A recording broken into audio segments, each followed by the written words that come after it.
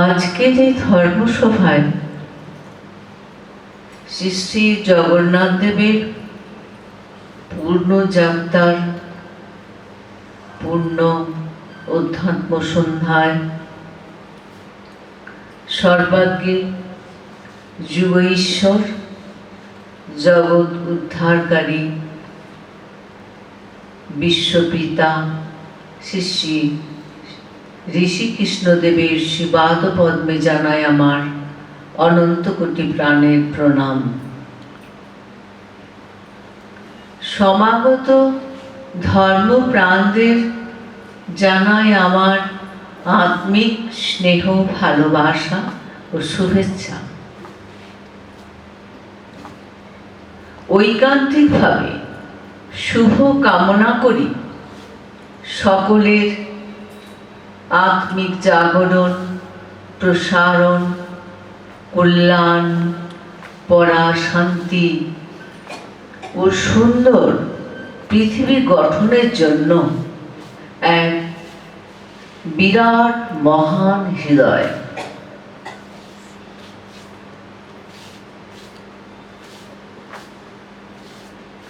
প্রভুজি বলছেন তার বাণী,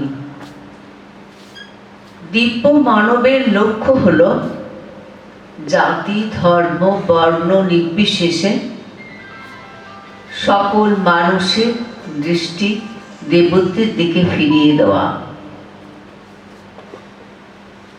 এই জন্যই তাঁর অবতরণ। এই অবতরণ বিধি নির্দিষ্ট, এখানে কোনো সংশয় দ্বিধার স্থান নেই। আমি রক্তের শিরা উপশিরায় চরমভাবে উপলব্ধি করেছি প্রভুজি শুধু অবতারই নন, অবতার ও বরিষ্ঠায়।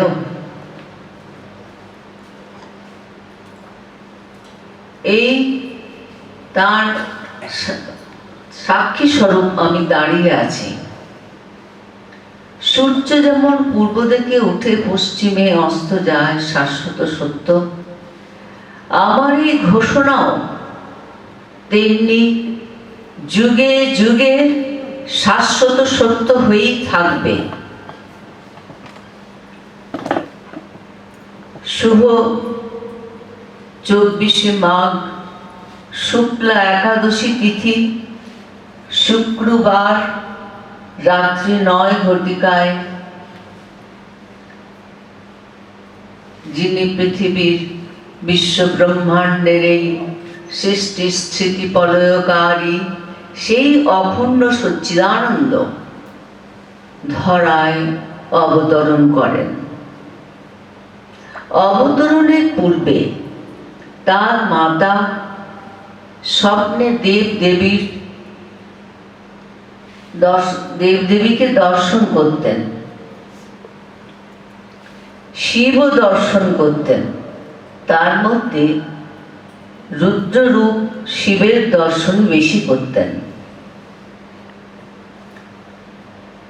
আবির্ভাবের পূর্বদিন সন্ধ্যায় পিতা কর্ণে শ্রবণ করেন দৈববাণী যে God is come to you। আমি তোমার পরিবারের জন্য নয়, এলাকার জন্য নয়, দেশের জন্য নয়, সারা বিশ্বের জন্য।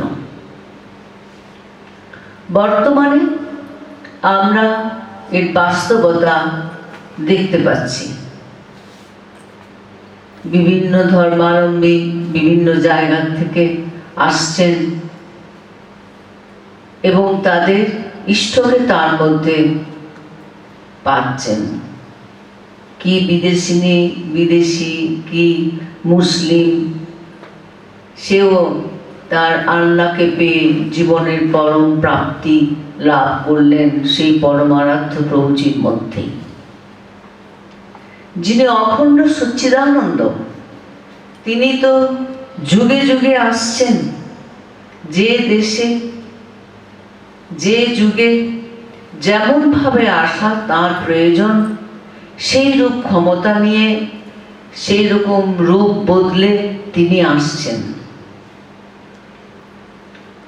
আমাকে দেখে বুঝতেই পারছেন আমি শ্রীরামকৃষ্ণ অর্ডারের, কিন্তু ভগবান তো কোনো অর্ডারে বাঁধা থাকেন না। আমরা একটা পথ ধরে চলি, বিভিন্ন পথ আছে, যে বিভিন্ন সিঁড়ি বেয়ে বিভিন্ন মানুষ উঠছে, উঠে একটাই ছাদে উঠছে।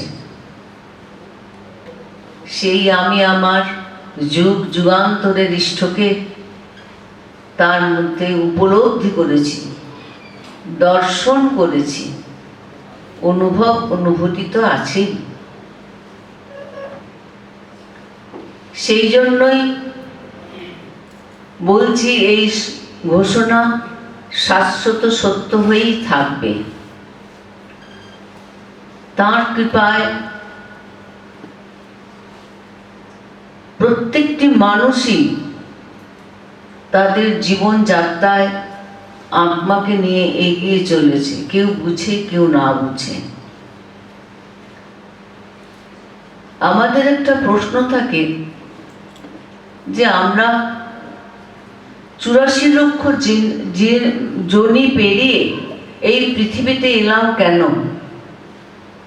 কি উদ্দেশ্য? উদ্দেশ্য হচ্ছে নিজেকে জানা, চেনা এবং জীবনকে সফল করা। নিজেকে জানা চেনা বলতে বলা যায় আমি কে, অর্থাৎ আত্মা আবিষ্কার।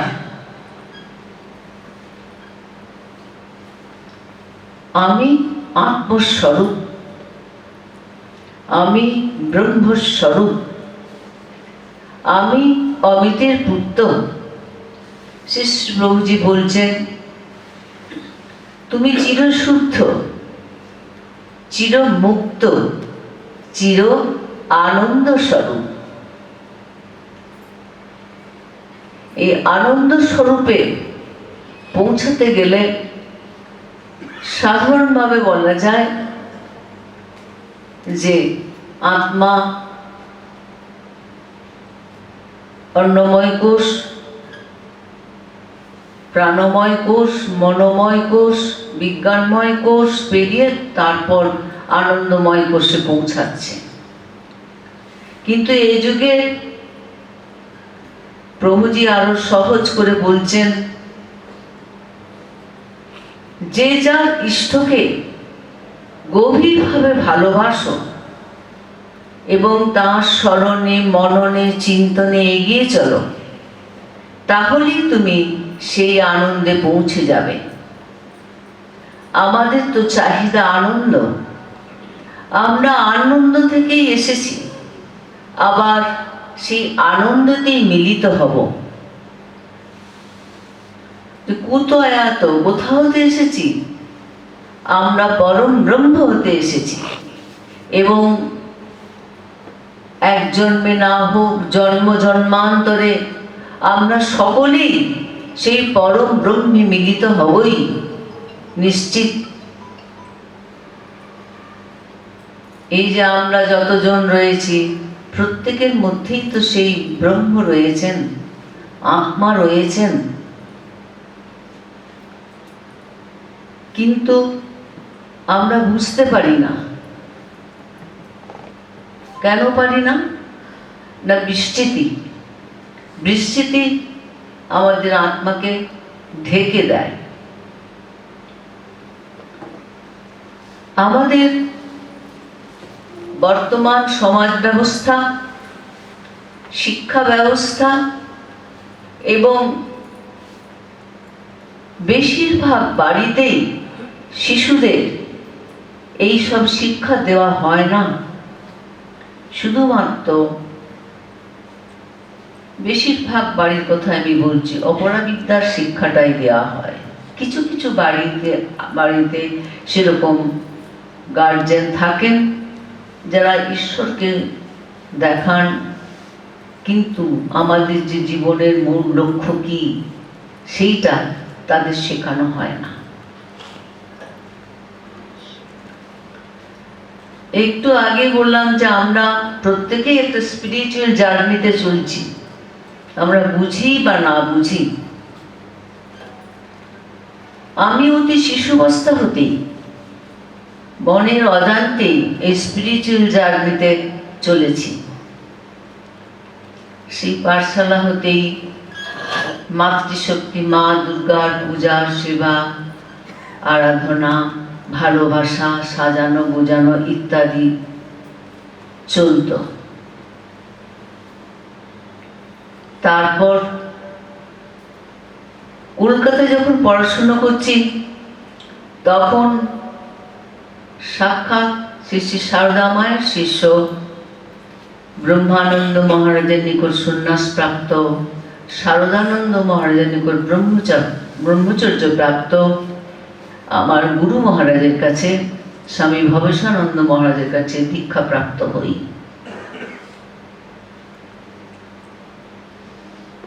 পড়াশোনায় মন থাকে না, থাকে তাকে লাভ করার প্রচন্ড ইচ্ছা।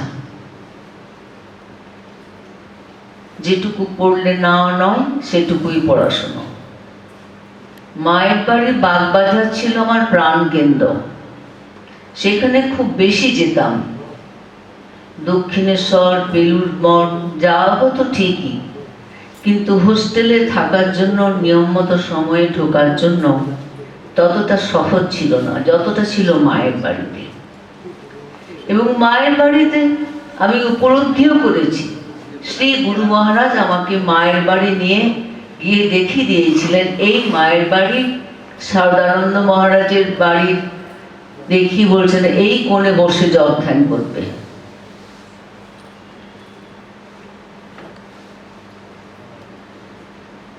এমএ পড়ার পর অন্তঃস্থিত যে একটা প্রতিজ্ঞা ছিল, ব্রহ্মচারিণী হব, ঠাকুর মায়ের সেবা করব, তাতে যত কষ্টই স্বীকার করতে হয় করব, সেই ভাবনাকে সামনে রেখে এবং সেই গুরু মহারাজের একান্তই ইচ্ছা যে আমি শীতলায় থাকি, তার ইচ্ছা পূরণে, নিজের শপথ পূরণের জন্য তার শ্রীচরণে এসে আশ্রয় নিই। তখনও নিবেদিতা আশ্রম গড়ে ওঠেনি। তারপরেই নিবেদিতা আশ্রম তিনি প্রতিষ্ঠা করলেন, সেখানে সন্ন্যাস প্রাপ্ত হলাম। কিন্তু 4 বছর পরেই তার হলো মহাসমাধি, মহাপ্রয়াণ হলো তার।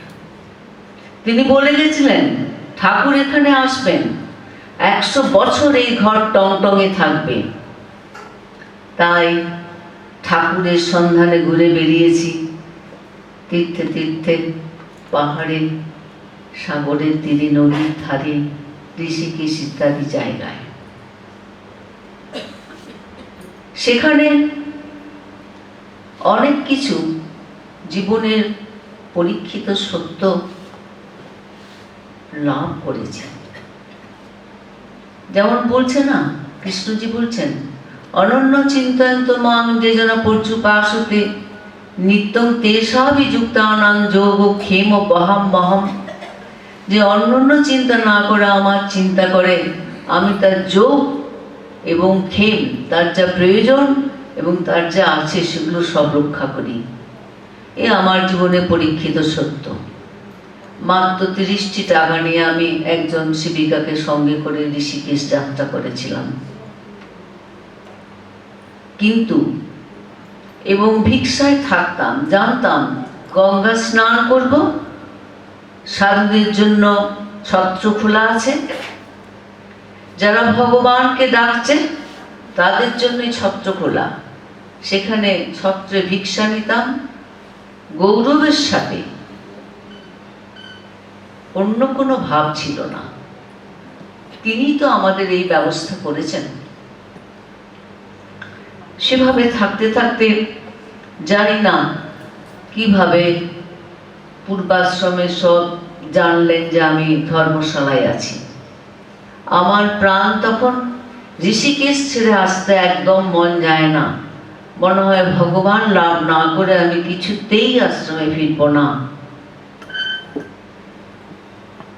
কিন্তু অর্থ কম থাকার থেকে ঠাকুরকে বারবার জানাই, ঠাকুর আমি কি করব বলে দাও। তিনি পূর্বাশ্রমের মাধ্যমে সমস্ত কিছু টাকা পয়সা জোগাড় জানতে করে দিলেন, যাতে সুষ্ঠুভাবে থেকে তপস্যা করা যায়, তাকে ডাকা যায়। আর স্বামী বৈরাগানন্দ মহারাজ নারায়ণ সেবাশ্রম থেকেও বললেন যে কঠোর তপস্যায় ছত্রের খাবার খেয়ে শরীর ভেঙে যাবে, তাই তিনি পরিবার জন্য ফল দুধ ইত্যাদি খাবারের সমস্ত ব্যবস্থা করলেন এবং উপাদেয় খাবার পাঠাতে লাগলেন। ঠাকুর আমার আর কোনো অসুবিধায় রাখলেন না, কিন্তু বৈরাগানন্দ মহারাজ বারবার বললেন তুমি অনেক দিন এসেছো, আশ্রমে ফিরে যাও। তার কথায় আশ্রমে ফিরে আসতে বাধ্য হলাম অনিচ্ছা সত্ত্বেও। কিন্তু আশ্রমে এসে জানলাম অমরকাননের নিকটস্থ রণবহাল গ্রামে একজন মহাত্মা আছেন, তিনি নাকি আমাদের ঠাকুর। আগে তার কথা শুনেছিলাম, শ্রদ্ধা ছিল, কিন্তু তার কাছে যাব, তাকে দর্শন করব এমন কোনো ভাবনা আমার ছিল না। কারণ আমি ঠাকুরমার চরণে অর্পিত, তাকে ভালোবেসে যে ভালোবাসার সৌধ গড়েছিলাম তা আবার কার চরণে ঢালতে যাব, না বুঝে না জেনে না চিনে। তিনি যখন বললেন তিনি আমাদের ঠাকুর, তখন কান্নায় ভেঙে পড়লাম। বললাম ঠাকুর তুমি এত কাছে, আর আমি এত দীর্ঘদিন ধরে তোমায় খুঁজে বেড়াচ্ছি। তারপর চলল সাধনা।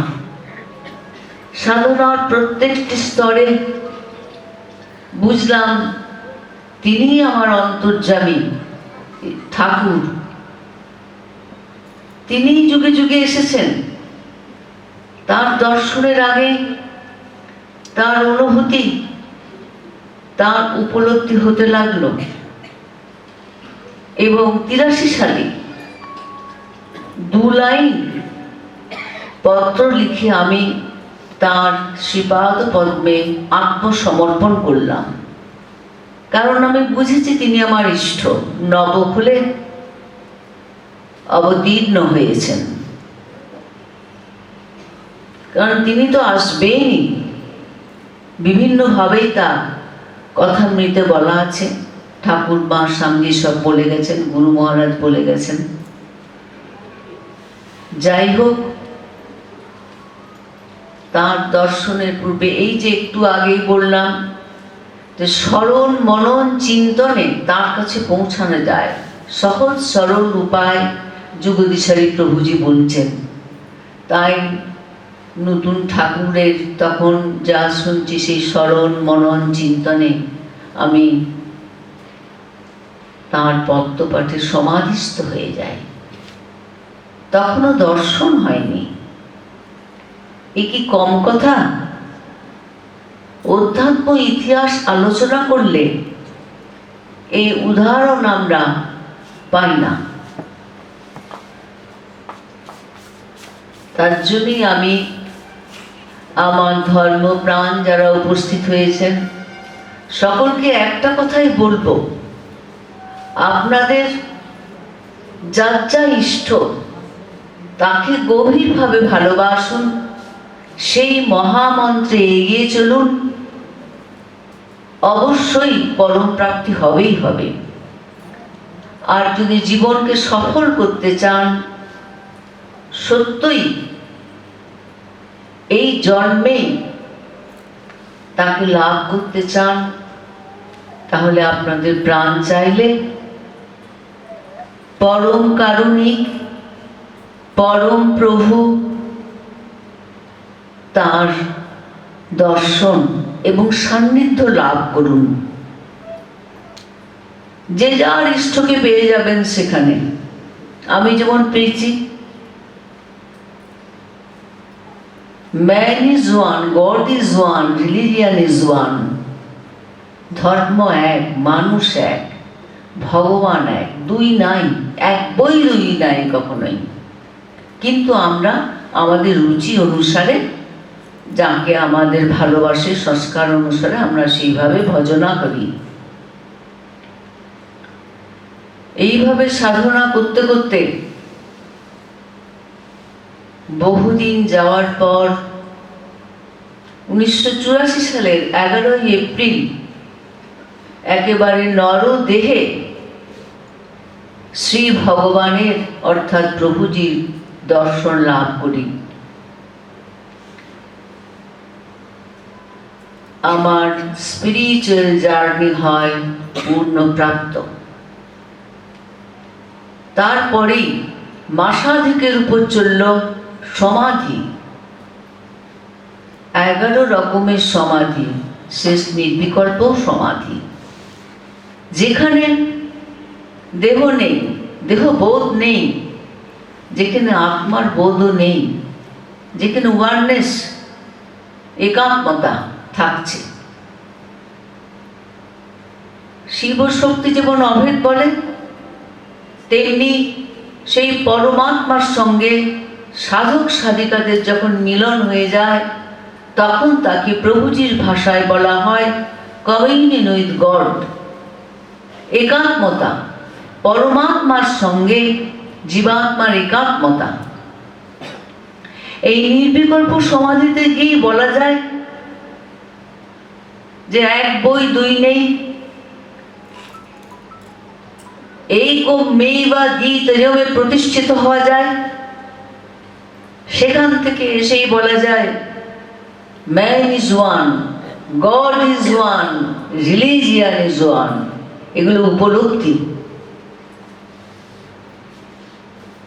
আত্ম উপলব্ধি ছাড়া ধর্ম হয় না, ধর্মের পতাকা ওড়ানো যায় না।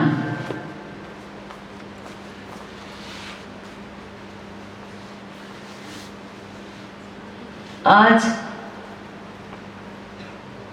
আমাদের বিশেষ প্রয়োজন হয়ে পড়েছে আদর্শ সমাজের। প্রভুজি বলছেন যে আমি কিছু চাই না, ছেলে মেয়েদের মধ্যে যে আত্মা রয়েছে তার জাগরণ চাই। আত্মায় জাগো, আত্মায় থাকো, আত্মায় নিদ্রা যাও।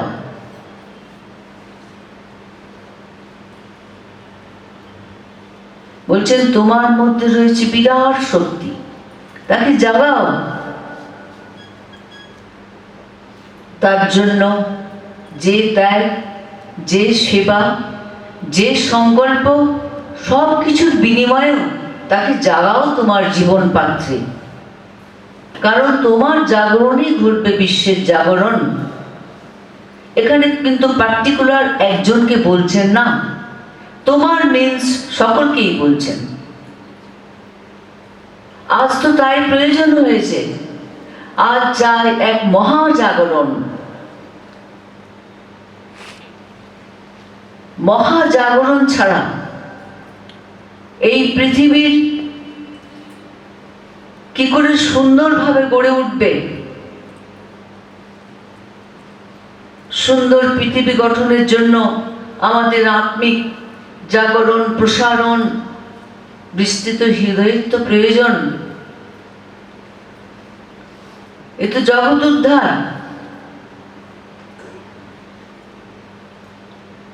জগৎকে উদ্ধার করার জন্যই তো এইসব তিনি বলছেন।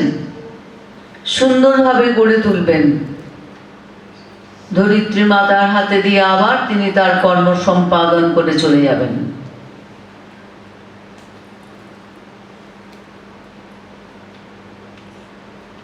আমরা নিজেদেরকে দেহ মনে করি, দেহ মনে করি মানে দেহটাকে আমি মনে করি, কিন্তু অ্যাকচুয়ালি তা নয়। দেহ আর দেহি আলাদা জিনিস।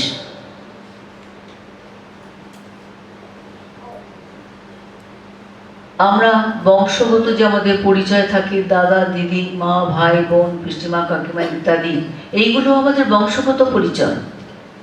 আর শিক্ষক শিক্ষিকা ডাক্তার ইঞ্জিনিয়ার ইত্যাদি হচ্ছে বহির্জগতের সমাজের পরিচয়।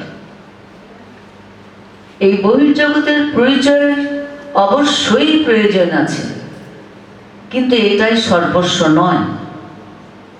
এটা কয়েক বছরের জন্য সীমিত, কারণ আপনারা দেখতেই পাচ্ছেন মানুষ কখন কোথায় কিভাবে চলে যাচ্ছে। বয়স হয়ে যে সে যাবে, ছোটতে যাবে না তার কোনো মানে নেই।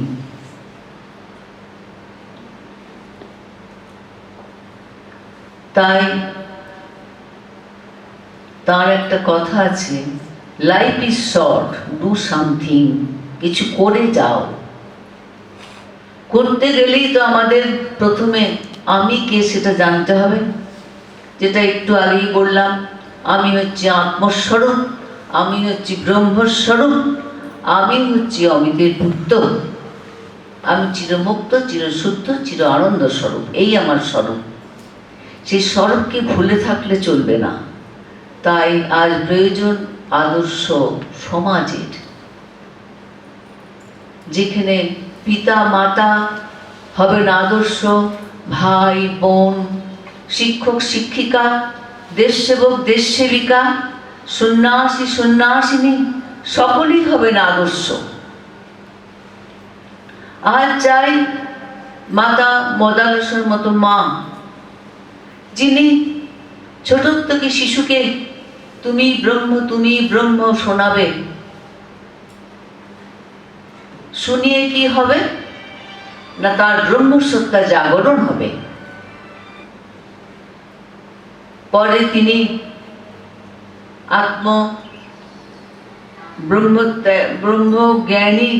আত্মজ্ঞানী সন্তান সন্ততি দেশকে উপহার দিতে পারবে। আজ চাই এই রূপ মাতা। তাই চাই বিরাট জাগরণ, যে বাহ্যিক হাওয়াতে অনেকেই প্রভাবিত হচ্ছেন, সকলেই না হন। সে প্রভাবকে কাটাতে হবে, পাশ্চাত্য সভ্যতার যে প্রভাব আসছে, তা নইলে ঐতিহ্য থাকবে না। তিনি এত এত মানুষকে দর্শন দিচ্ছেন, মায়েদের বেশি দর্শন দিচ্ছেন, সন্তানদেরও দিচ্ছেন। কেন কেন দিচ্ছেন? প্রতিদিন তাদের দর্শন দিয়ে তাদের যত কালিমা, যত চাহিদা কামনা বাসনা সব পূর্ণ করছেন। বিনিময়ে কিছু চাইছেন না, বলছেন যে প্রেম তোমাকে দিয়েছি তা জগৎপাত্রে ফিরিয়ে দাও, আমার কিছু চাই না। তার কিছু চায় না। সেই প্রেম ফিরাবো কি করে? আগে হয়ে ওঠা, আগে নিজে আত্ম উপলব্ধিতে প্রতিষ্ঠিত হতে হবে, তবেই সে প্রেরণা হবে ব্রহ্মমুখী। সেই প্রেরণা এগিয়ে নিয়ে যাবে।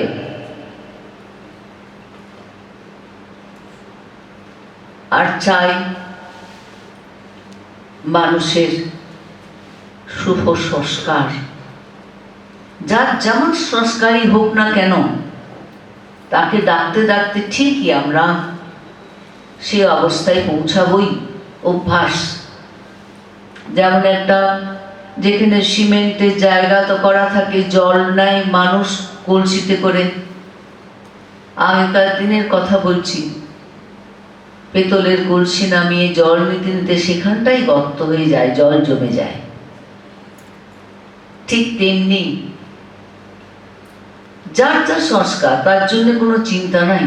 প্রভুজি বলছেন যে আমি ধার্মিক লোকদের জন্য নই, মন্দ লোকের মন পরিবর্তনের জন্যই এই পৃথিবীতে এসেছি। যারা দুর্বল আমি তাদেরই সেবক, তাদেরই সখা। বলছেন জেনে না তোমার কর্মের উৎসস্থল, এই যে আমি কি জানলাম, আমার জীবনকে শুদ্ধ করতে গেলে,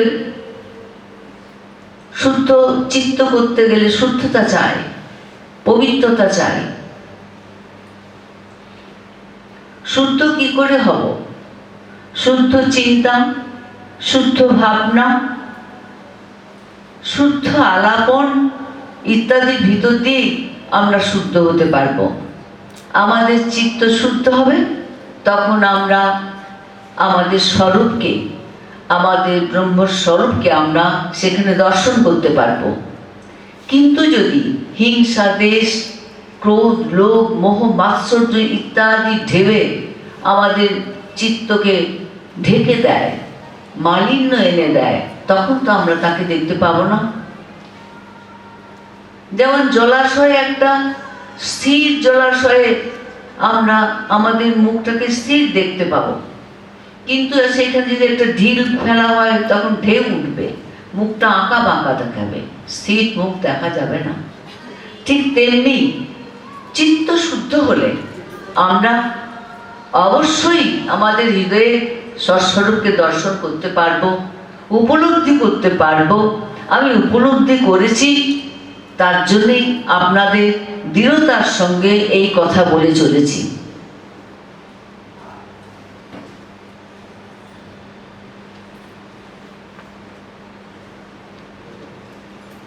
শুদ্ধতা চাই, অভ্যাস করতে করতেই হয়ে যাবে। হবে না এমন কিছু নেই পৃথিবীতে। মনের জোর, দৃঢ়তা দরকার।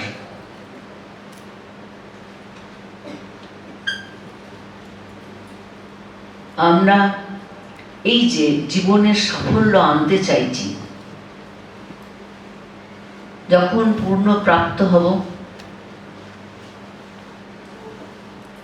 মানে স্পিরিচুয়াল জগতের যখন পূর্ণতা আমাদের প্রাপ্তি হয়ে যাবে, তখন তো আমরা কারুর একার নই, আর ঈশ্বরও কারুর একার নন। ঈশ্বরের উপর কারুর কোনো আধিপত্য থাকতে পারে না, তিনি সকলের। তিনি এই যে বলল নিরাকার সাকার ব্রহ্ম, নিরাকার সাকার ব্রহ্ম,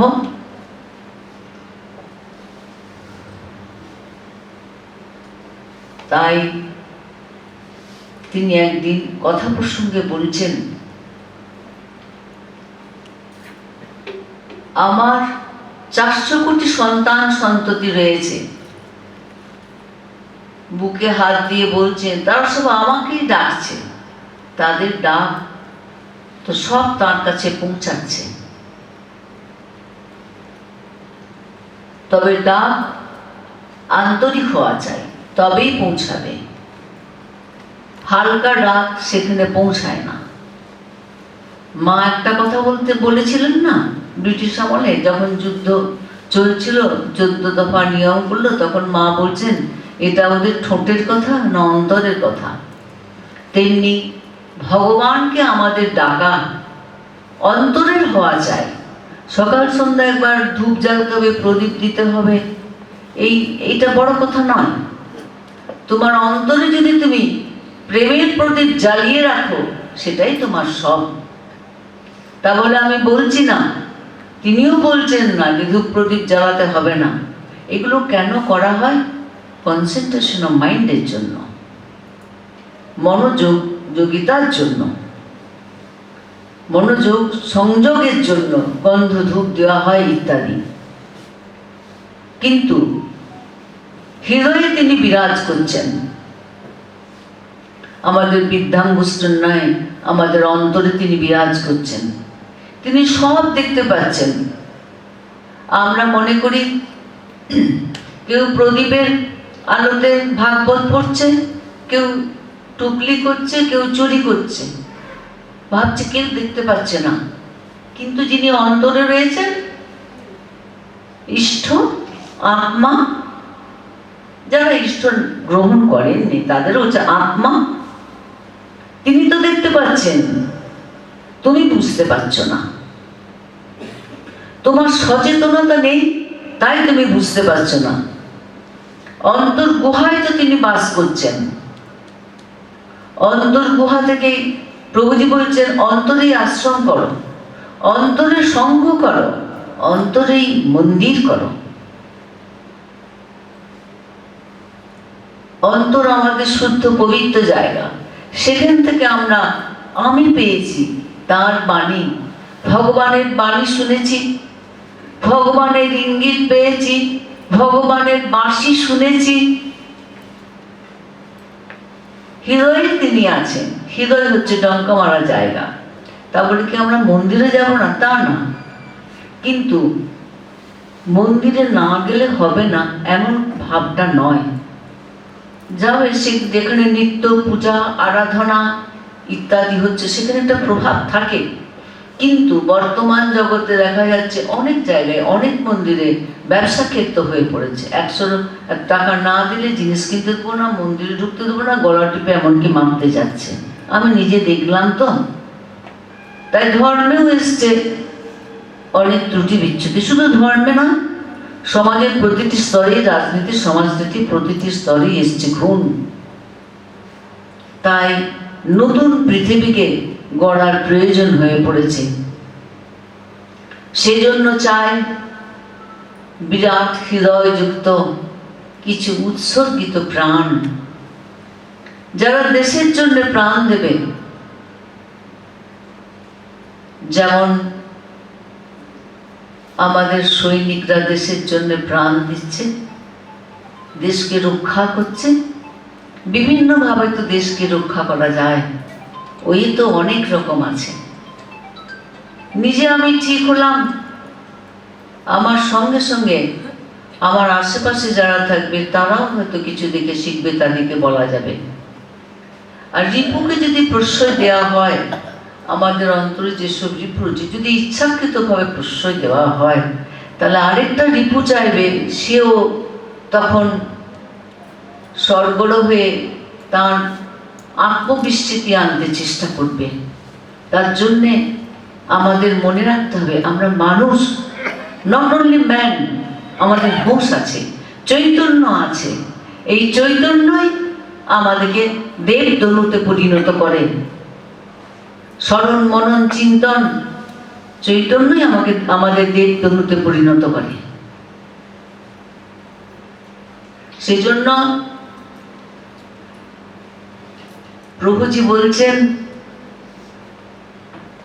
বারবার করে বলছেন, আমি কিছু চাই না, যে প্রেম দিয়েছে সে প্রেম ফিরিয়ে দাও, ফিরিয়ে দাও, আর কিছু না।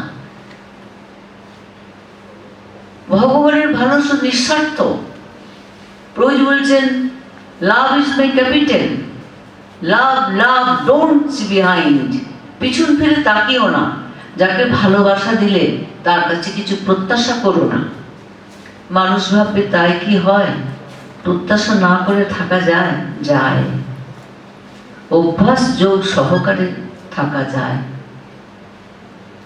আর নির্ভরতা তার উপর নির্ভর করতে হবে। ছেলে মেয়েদের মানুষ করলে মানুষ আশা করে তারা দেখবে, সেটা তাদের কর্তব্য, ছেলে মেয়েদের দেখা মা বাবাকে। কিন্তু কেউ যদি কর্তব্যচ্যুত হয়, চায় না, তাহলে তো জোর করে করানো যায় না। সেখানে তোমার কে আপন? ঈশ্বর। ঈশ্বরই তোমার সব থেকে আপন জন। শুধু সেখানে বলে না, আমরা এটা বুঝি না, জানতে পারি না, বোধে আসে না, বা আমাদেরকে সেভাবে বোঝানো হয় না। যেমন একটা ছোট্ট কথা বলছি, আমি একবার কলকাতায় পূর্বাশ্রমের দাদার বাসা থেকে ইউনিভার্সিটি যাচ্ছি, হঠাৎ অন্তর থেকে প্রেরণা আসছে, নেমে যাও, নেমে যাও, নেমে যাও, আগের স্টপেজেই। আমি অন্তরের কথা শুনে আগের স্টপেজেই নেমে গেলাম। তারপরে সরু রাস্তা দিয়ে ইউনিভার্সিটিতে পৌঁছালাম। সেখানে যে শুনছি, যে ট্রামটিতে আমি আসছিলাম সেই ট্রামটি পরের স্টপেজে আসার আগেই পুড়ে গেছে। তাহলে এখানে কে আমাকে রক্ষা করলো? আমার তো আপন জন সবাই আছেন, টাকা পয়সার অভাব নেই, কিন্তু কে রক্ষা করলো আমাকে? অন্তরে স্থিত সেই ঈশ্বর, তিনি আপনজন। তাকে ধরুন, তাকে ভালো করে ধরুন, ছেলে মেয়েদের ধরান, সংসারের প্রতিটি লোককে ধরান। অবশ্য যদি কেউ ধরতে না চায়, সেখানে জোর করে ধরানো যায় না। কারণ ধর্ম একটা ডিশ, সবাইকার সামনে ডিশটা তুলে ধরতে হবে। যার ইচ্ছা সে খাবে, যার ইচ্ছা নয় সে খাবে না। জোর করে কিছু হয় না, জোর করে কিছু হয় না।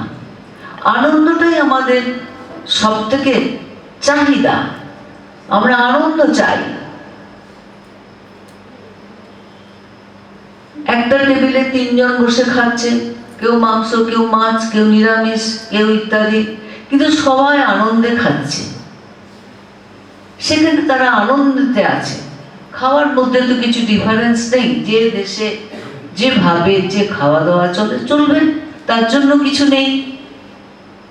শুধু জানতে হবে আমাদের চিত্তটিকে যেন আমরা শুদ্ধ রাখতে পারি, আমাদের ছেলে মেয়েদের, আশপাশ, প্রতিবেশী সকলকে যেন আমরা সেটা শেখাতে পারি। ভালো হও, মানুষ হও। ডাক্তার, ইঞ্জিনিয়ার, শিক্ষক ইত্যাদির প্রয়োজন অবশ্যই আছে, কিন্তু তার সঙ্গে মানুষ হও।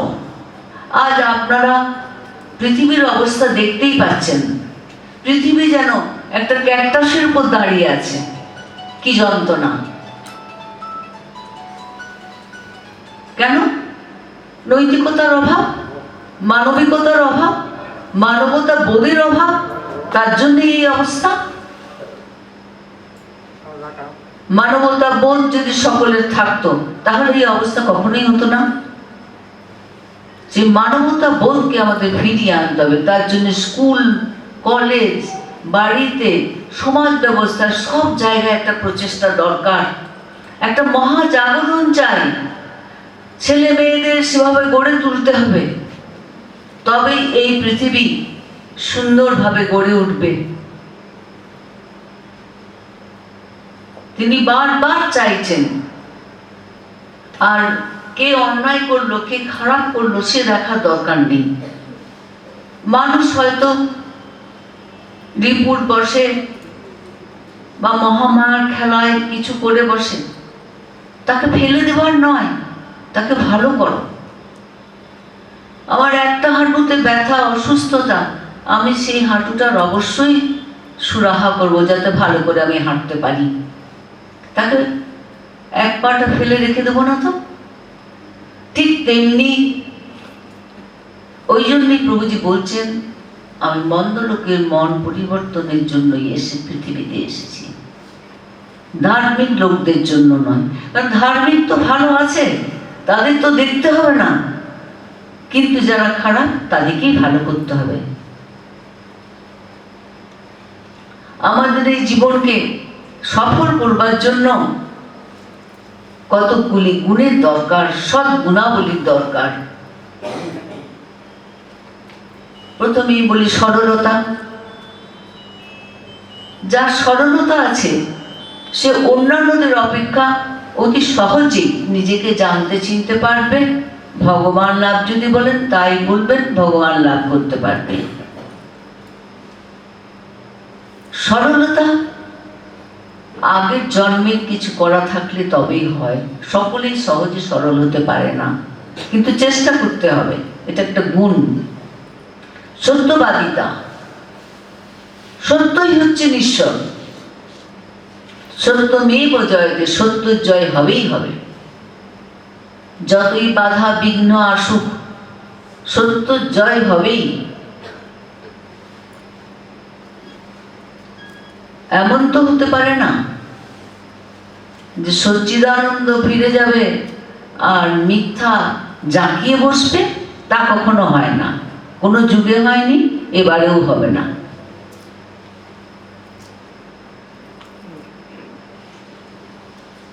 মা বলছেন যে সত্যকে ধরে আছে, সে ভগবানের কোলে শুয়ে আছে। তারপর আমাদের ভগবানকে ভালোবাসতে গেলে, নিজেকে জানতে গেলে বাসনা শূন্য হতে হবে। এটা শুনলেই অনেকের চিন্তা হয়, বাসনা শূন্য কি করে হব। বাসনা শূন্য না হলে ভগবানের সঙ্গে কিন্তু একাত্ম হওয়া যায় না, পরমাত্মার সঙ্গে একাত্ম হওয়া যায় না। পরমাত্মার সঙ্গে একাত্ম হই, তারপর সবাইকেই আবার ভালোবাসবো। ভালোবাসার তো কোনো বাধা নেই। একটা ছুঁচের ভেতর, ছুঁচের পিছনটা একটা আঁশ থাকলে সুতোটা ঢোকে না। কেন না? ওইটি বাসনা। এতটুকু আঁশ থাকলে সুতোটা ঢোকে না। ঠিক তেমনি আমাদের মনে এতটুকু যদি বাসনা থেকে থাকে, আমরা ভগবানের সঙ্গে একাত্ম হতে পারবো না।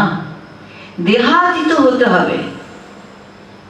এই দেহাতীত হওয়া যে খুবই শক্ত তাও নয়, অভ্যাসযোগ এবং তাকে স্মরণ মনন আর ভালোবাসা, চোখের জল, ভালোবাসা, ভালোবাসতে বাসতেই তুমি দেহাতীত হয়ে যাবে। আমি যখন প্রভুজির কথা জানলাম, তার চিন্তনের বাসে বসে আমার হুঁশ থাকতো না, আমি কোথায় যাচ্ছি, আমার দেহ বোধ থাকতো না। এক জায়গায় নামতে গিয়ে আরেক জায়গায় চলে গেছি। এগুলো কিসে হচ্ছে? গভীর চিন্তন। আপনারা আপনাদের যার যা ইষ্ট তাকে যদি গভীরভাবে এভাবে ভালোবাসেন, চিন্তা করেন তাকে পাওয়ার জন্যে, আপনাদেরও এরকম অবস্থা হবে। কারণ আমাদের মধ্যে তো দৈবী সত্তা আছে, মানুষের মধ্যে তো দৈবী সত্তা রয়েছে। আত্মবিস্মৃতির জন্যই সেটা প্রকাশ বা বিকাশ ঘটছে না। আত্মবিস্মৃতিকে সরিয়ে দিতে পারলে উজ্জ্বল, আত্মা উজ্জ্বল, সব প্রকাশ। যাই হোক, যেটা বলছিলাম বাসনার কথা, আপনারা হয়তো ধ্রুবের কথা অনেকেই শুনেছেন যে ধ্রুব তার পিতা উত্তানপাদ রাজা যখন মাকে এবং ধ্রুবর মাকে এবং ধ্রুবকে রাজ্য থেকে বিতাড়িত করলেন, তারা বনে গেলেন। বনে গিয়ে ধ্রুব তপস্যা শুরু করলেন পিতৃরাজ্য ফিরে পেতে এবং রাজা হতে। নারায়ণ তপস্যায় সন্তুষ্ট হয়ে দর্শন দিলেন। তখন ধ্রুব আর রাজ্য আর রাজা হতে চাইলেন না। বললেন, প্রভু আপনাকে যখন পেয়েছি তখন আমার এই পিতৃরাজ্য বা রাজা হবার আর ইচ্ছা নেই। তখন নারায়ণ বললেন, না, তোমার যে বাসনা ছিল রাজা হব, পিতৃরাজ্য ফিরে পাব, তোমার বাবা অপেক্ষা করছেন তোমাদের জন্য, ফিরে যাও সেখানে, তারপর তুমি আবার দর্শন পাবে। অর্থাৎ তখন সে একাত্ম হতে পারবে। সেই জন্যই বলছে এতটুকু বাসনা চলে না। আমরা মা বাবা ভাই বোন পাড়া প্রতিবেশী সকলের সঙ্গেই ভালো ব্যবহার করব, সকলকেই ভালোবাসবো, কিন্তু আমাদের ওই ভালোবাসার মধ্যে যেন কোনো স্বার্থ না থাকে। স্বার্থ না থাকে। ভালোবাসা হচ্ছে মস্ত বড় অস্ত্র। Love is better than soul, একজন ঐতিহাসিক বলে গেছিলেন। ভালোবাসার মতো আর কিছু নয়। ভালোবাসাতেই বন্ধন, ভালোবাসাতেই মুক্তি। প্রভুজি বলছেন, লাভ ইজ মাই ক্যাপিটাল। একটা ছোট্ট কথা বলি। প্রভুজি তখন বালক অবস্থা নিজের কুঠিয়ায় ধ্যান করছেন। হঠাৎ একটা বিরাট আর্তনাদ চিৎকার শুনতে পেলেন। জানলা থেকে উঁকি দিয়ে দেখলেন রণবহাল গ্রামে আর কি, যে গ্রামের সব লোক জড়ো হয়েছে। একজন সমাজ বিরোধীর, কুখ্যাত সমাজ বিরোধীর ছেলে কোনো পুরনো বিবাদকে নিয়ে একটা বিষাক্ত বল্লম নিয়ে মাঝ বয়সী লোককে মারতে উদ্যত হয়েছে। গ্রামের কোনো লোকের সাহস নেই তাকে বন্ধ করা। প্রভু যোগ সহায়ে ওই বালক অবস্থাতে সেখানে গিয়ে দাঁড়ালেন যখন বর্ষাটা সে ছুঁড়েছে আর হাত এরকম করে দিলেন, সেটা এসে প্রভুজির হাতেই বিঁধল। অজস্র রক্তস্খলন হলো। পরিণামে কি হলো? সে মাঝবয়সী লোকটা বাঁচল। এতে কি বোঝা যায়? তিনি পরিত্রাতা, তিনি মানুষকে খুব ভালোবাসেন। তিনি বলছেন, আমি মানুষের ভালোবাসায় মানুষের পাশে এসে দাঁড়িয়েছি, এ চরম সত্য। পরে সেই সমাজ বিরোধী কুখ্যাত ছেলে প্রভুজির চরণে এসে আশ্রয় নেয়, সে অনুতপ্ত হয়।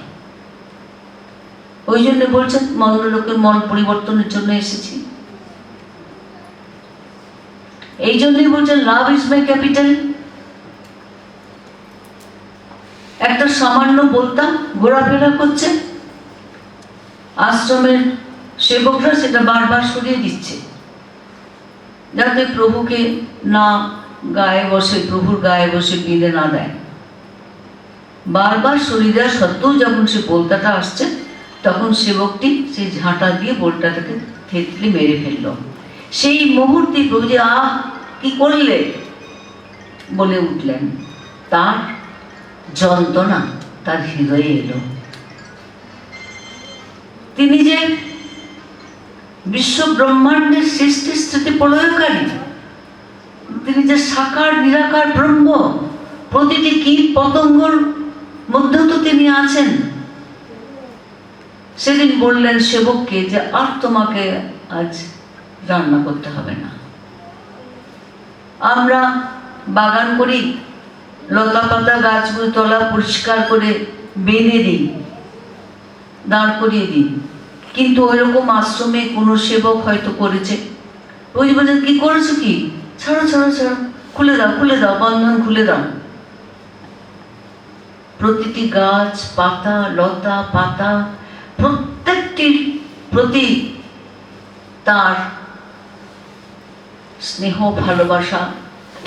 আজ মানে এত কথা বলা যাবে না এই কম সময়ের মধ্যে। যাই হোক, এইভাবে কামনা বাসনা শূন্য হয়ে ভালোবাসা দিয়ে আমাদের এগিয়ে যেতে হবে। ভগবানের তো অপর এক নাম প্রেম। নিউ রিলিজিয়ান মিন্স লাভ।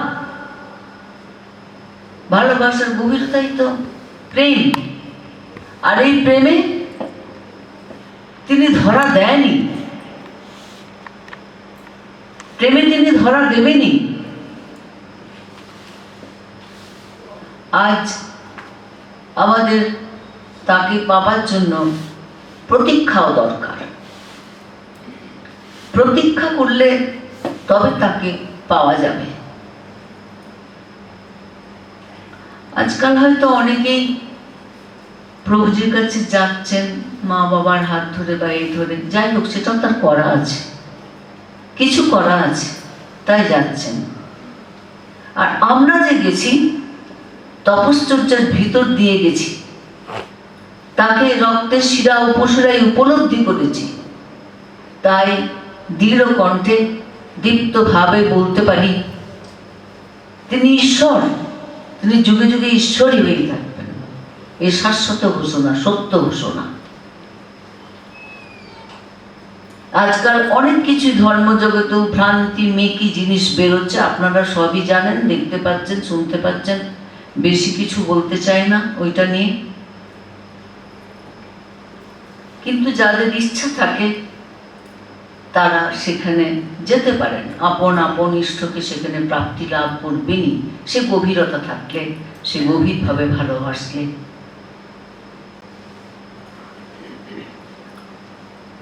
রামচন্দ্রজির আমলেও আমরা দেখছি, রামচন্দ্রজি যখন বনে গেছেন, সকল মুনি ঋষি তপস্যা করছেন, যারা মাত্র 12 জন ঋষি তাকে চিনতে পারলেন। সকলেই কি আর পারলেন? যে সুতীক্ষ্ণ মুনি ঋষি, তিনি অপেক্ষা করছেন শ্রীরামচন্দ্রজির জন্য। শুনেছেন অমুকের কুঠিয়ায় এসেছে, তখন সেই শ্রীরামচন্দ্রজির রূপ স্মরণ করে তিনি আর কুঠিয়ায় থাকতে পারছেন না, রাস্তায় নেমে পড়েছেন, এগিয়ে যাচ্ছেন। এমনই অবস্থা, বসে পড়ছেন আর হাঁটতেও পারছেন না। এদিকে রামচন্দ্রজিও ব্যাকুল হয়ে উঠেছেন, কোথায় সেই সুতীক্ষ্ণ মণির কুঠিয়া, আমাকে নিয়ে চল, আমি যাব। রামচন্দ্রজি রাস্তায় আসছেন, রাস্তায় সুতীক্ষ্ণ মণির সঙ্গে সাক্ষাৎ, তিনি আলিঙ্গন দিলেন, প্রেমালিঙ্গন দিলেন। এ কি কম নাকি? এই তো প্রতীক্ষার ফল, এই তো ভগবানকে পাওয়া। এই যে কি আনন্দ! প্রতীক্ষাতেও আনন্দ আছে। আমি যখন শুনেছিলাম যে, বা কিছু বুঝতেও পেরেছি অন্তরে, যে তিনি আমার ঠাকুর, অমর কারণের নিকটস্থ রণবহাল গ্রামে যিনি বিরাজ করছেন মহাত্মা, তিনি আমার ঠাকুর। তাই তখন আমিও তার প্রতীক্ষায় আনন্দে ভরপুর হয়ে নব নব গীত রচনা করেছি। তার সন্ধান তো পেয়েছি এতদিন প্রতীক্ষার পর। আবার কখনো বা অশ্রু জলে বিরহে সেই নবগীতি রচনা করেছি দর্শনাকাঙ্ক্ষায়। প্রতীক্ষাতে প্রেম মূর্ছনা, বিরহ মূর্ছনা হয়েছে, উন্মনা সমাধি হয়েছে, এগুলো প্রতীক্ষা।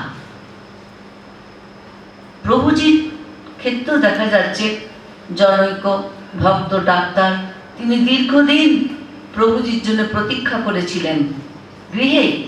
তিনি কৃপা করে, করুণা করে সেই বাড়িতে এলেন এবং সুতীক্ষ্ণ মণির ন্যায় তাকে প্রেমালিঙ্গন দিয়ে সার্থক করলেন তার জন্ম, তার সংসারে। কিন্তু উভয়ই প্রভুর কৃপায় বা তাদের জন্মগত সংস্কার ও শুভ সংস্কার ছিল, চতুর্বর্গ লাভ করলেন।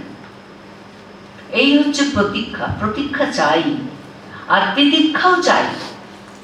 আমি যখন পূর্ণ ঠাকুর বাড়িতে ঠাকুর মার কাছে প্রতিজ্ঞা করেছিলাম যে আমি ব্রহ্মচারিণী হব, যত কষ্টই করতে হয় স্বীকার করব, তবু আপনাদের সেবা করব।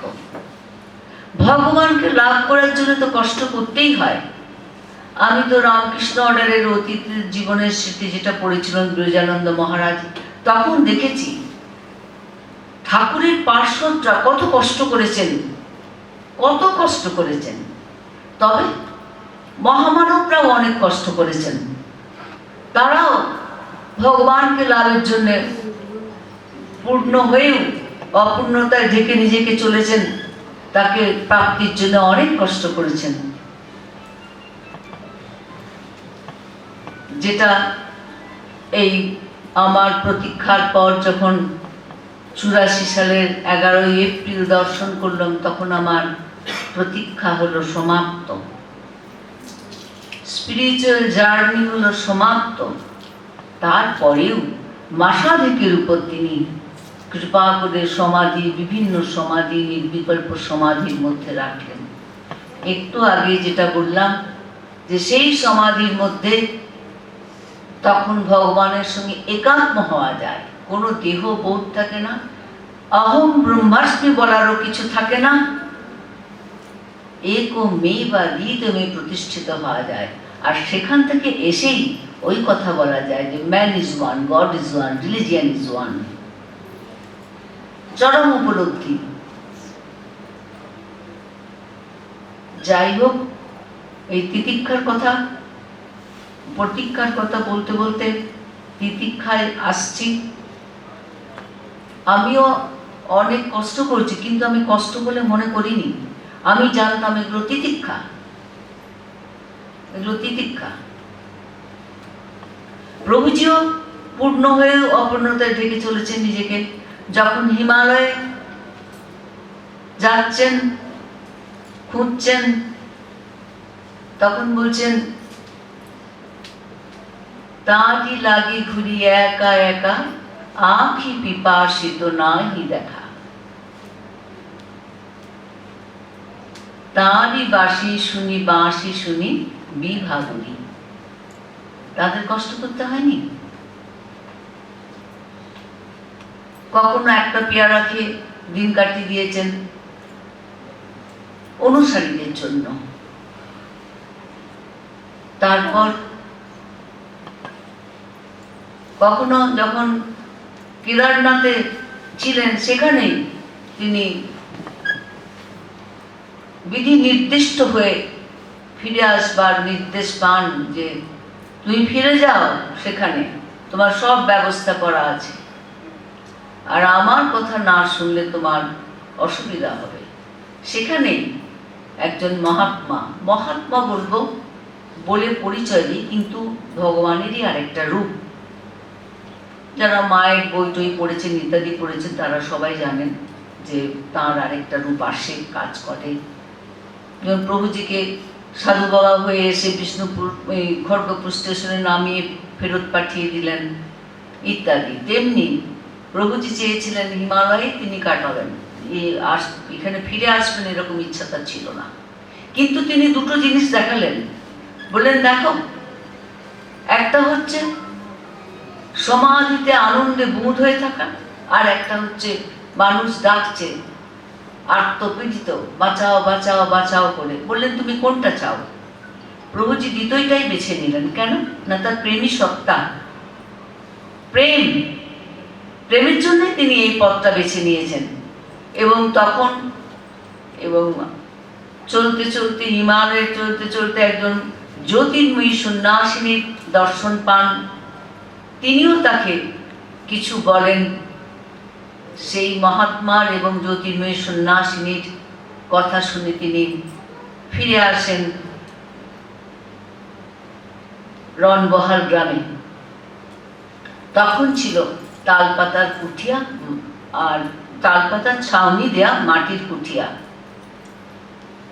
সেখানেই থাকতেন। রাত্রেবেলায় বাইরে একটা খাটিয়ায় শুতেন।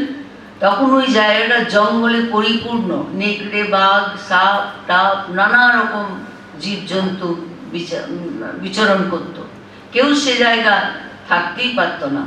যাই হোক, প্রভুজি রাত্রে খাটিয়ায় শুয়ে আছেন, দেখছেন একটা নেকড়ে বাঘ আসছে।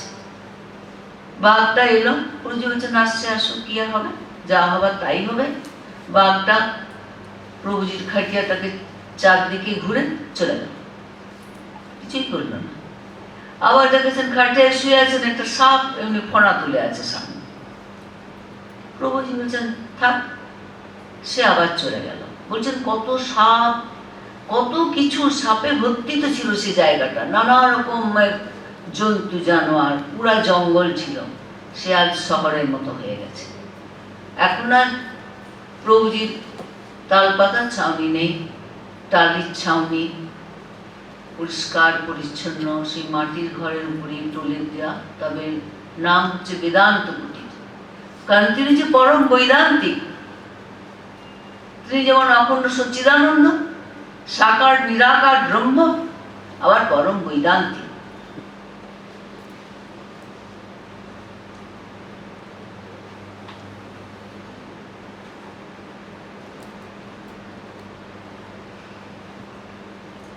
আর দুটো কথা বলে শেষ করব।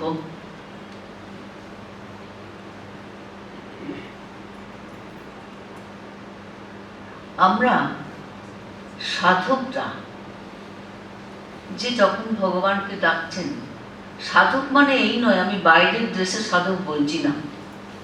সাধকরা এবং গৃহীরাও, যাদের সেই গুণাবলী রয়েছে, তারাও তো সাধক। গৃহেতেই তো ভগবান আসেন। তাহলে সাধক বলতে শুধু বাইরের বৈদিক সাদা বা হলুদ ড্রেসকে আমি কিন্তু বলছি না। যারা এই ভগবানের সাধনা করছেন, ভগবানকে ডাকছেন, তাদের কথাই আমি বলছি। সে গৃহী হন আর আশ্রমবাসী হন, যেই হন, তারা যখন ভগবানকে ডেকে ডেকে তার দর্শন পায় না, মনে হয় কুল কিনারা পাচ্ছি না, তখন চোখের জলে ছলো ছলো নৃত্যে তাকে ডাকে, হে ঈশ্বর, এত জপ ধ্যান তপশ্চর্যা সবই করেছি, কিন্তু তোমাকে পেলাম না, তুমি কৃপা করে দেখা দাও, তুমি কৃপা করে দেখা দাও। সৎকণ্ঠপাঠ, শাস্ত্রপাঠ ইত্যাদি বড় বড় পণ্ডিত যাই হোক, সেটা আলাদা, কিন্তু তার দর্শন পাওয়াটা, সে লাস্ট অফ অল কৃপা চাই। তবে এগুলো করতে হবে, জপ ধ্যান তপশ্চর্য যে করতে হবে না তা নয়। ছোট্ট একটি কথা বলি, একটি পাখি জাহাজের মাস্তুলে বসেছিল। হঠাৎ জাহাজটা সমুদ্রের গভীরে চলে গেছে। তখন পাখিটার খেয়াল হচ্ছে, তখন সে ডাঙা খুঁজছে, পূর্ব পশ্চিম উত্তর দক্ষিণ চারদিকে সে ঘুরল, কোথাও ডাঙা পেল না। সে বাধ্য হয়ে এসে সে মাস্তুলেই বসল। তেমনি জপ ধ্যান তপশ্চর্যা দরকার, কিন্তু এইগুলো করেই যে আমরা পেয়ে যাব তার কোনো মানে নেই। শরণাগতি, তার শরণাগত হতে হবে। হে প্রভু, আপনি কৃপা করে আমাকে দর্শন দেন, শরণাগত করে নেন। শরণাগত যাহার তপস্যা, কঠিন তপস্যা মা বলেছেন, কিন্তু চেষ্টা করলে সে কঠিন তপস্যাও সহজ হয়। আমি বলছি সহজ হয়, কারণ আমার জীবনে তো আমি শরণাগতিতে চলেছি। আমি তো ঋষিকেশে থাকাকালীন অনেক পরীক্ষিত সত্য আমার জীবনে ঘটে গেছে। শরণাগত হয়েই তো ঠাকুরের থেকে দেখছি সব টাকা পয়সা, খাবার দাবার, এমনকি ধর্মশালাতেও লোকে এসে নানা রকম জিনিস দিয়ে যেত। পাশের বাড়িতে যে সেবিকাটি থাকতো তার কাছে আমার দরজা বন্ধ থাকতো। এ কি, আমি তো আকাশ বৃত্তির উপর চলেছি, আর তাই চলা উচিত। সন্ন্যাস যারা যথার্থ সন্ন্যাসী সন্ন্যাসিনী, তারা আকাশবৃত্তির উপরেই চলে থাকেন। তাদের জীবনযাত্রা আকাশবৃত্তির উপরে নির্ভর করে। তার তিনি যা জোটাবেন, তিনি যা করবেন, তিনি ভালো মন্দ সব বোঝেন। একটা বাচ্চা ছেলে যদি একটা পাথর মুখে দিতে যায়, মা বাবা হাত থেকে কেড়ে নেবে না, সেটা ভালো জিনিস নয়। তেমনি আমরা যদি স্বর্গস্থ পিতাকে চাই, তিনি কি আমাদের ভালো করবেন না? তিনি আমাদেরকে ভালো জিনিস দেবেন না? অবশ্যই দেবেন। এই শরণাগতি দরকার। বলতে আমিও এক সময় ঠাকুরের কাছে গিয়েছি যে আমার হাত ধরে তুমি নিয়ে চলো সখা, আমি যে পথ চিনি না, তোমারই উপর করিনু নির্ভর, তোমা ছাড়া কিছু জানি না। তাকেই ধরো, তাকে ধরেই তুমি সবার কল্যাণ প্রার্থনা করো, সমাজের, দেশের, পৃথিবীর সবকিছু কল্যাণ মঙ্গল প্রার্থনা করো।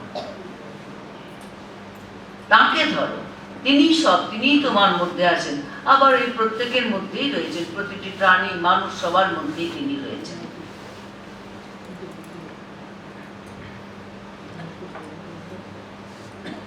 আত্মনিবেদনও একটা জিনিস, ওই রকমই শরণাগতির মতোই। আমি যখন 83 সালে তার কথা শুনছি, তখন থেকে আমি ভিতরে অনুভূতি হচ্ছে তিনি ঈশ্বর, তিনি আমার ইষ্ট। 83 সালেই আমি 2 লাইনের একটি পত্র লিখে প্রভুজির কাছে আত্মসমর্পিত হয়েছিলাম, কারণ আমি জেনে গেছি তিনি আমার ইষ্ট। দুসরা না করি, আমার সেই ইষ্ট যুগে যুগে আসছেন, এবারেও এসেছেন। তেমনি যে যার ভালো লাগা ইষ্টকে ডাকুন, গভীরভাবে ভালোবাসুন, সেই মহামন্ত্রে এগিয়ে চলুন। অন্য কোনো মন্ত্র আমি বলছি না, কিন্তু মনুষ্য জন্ম পেয়েছেন, ধরায় ভগবান অবতীর্ণ, যদি তার কাছে যান, তার দর্শন করেন, দেখবেন আপনাদের আরো শুভ সংস্কার জাগবে, আরো এগিয়ে যাবেন, পরম প্রাপ্তিও ঘটবে প্রাণ চাইলে। আছে আত্মনিবেদন,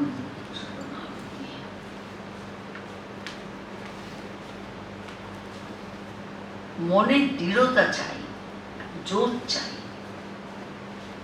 দৃঢ় পদক্ষেপে এগিয়ে যেতে আমি লক্ষ্যে পৌঁছাবই, এটা আমাদের বলতে হবে, চেষ্টা করতে হবে, লক্ষ্যে পৌঁছাবো। এই দৃঢ়তা আমাদের একান্তই দরকার, তাহলেই হবে। যেমন কেউ ডাক্তার হওয়ার জন্য, ইঞ্জিনিয়ার হওয়ার জন্য কত পড়াশোনা করছে, কত টিউশন নিচ্ছে, তার লক্ষ্য আমি এই হব, ঠিক আছে, সেটাও থাক, কিন্তু তার সঙ্গে আমাদের চিত্তবৃত্তির বিকাশও, আমরা যে মানুষ, জগৎ পাত্রে আমরা কিছু রেখে যাই,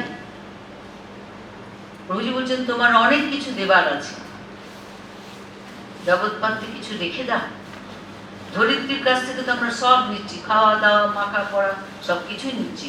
হয়তো মনে করছে আমি টাকা দিচ্ছি চাল কিনছি, টাকা দিচ্ছি খাবার কিনছি, কিন্তু মা ধরিত্রী তো এগুলো যোগাচ্ছেন। টাকা থাকলেও এগুলো যদি না থাকতো তাহলে কি করে বাঁচতাম আমরা? মা ধরিত্রী, সেই জন্যে ধরিত্রীর বুকেও আমাদের কিছু রেখে যেতে হবে। আজ এখানেই শেষ করছি।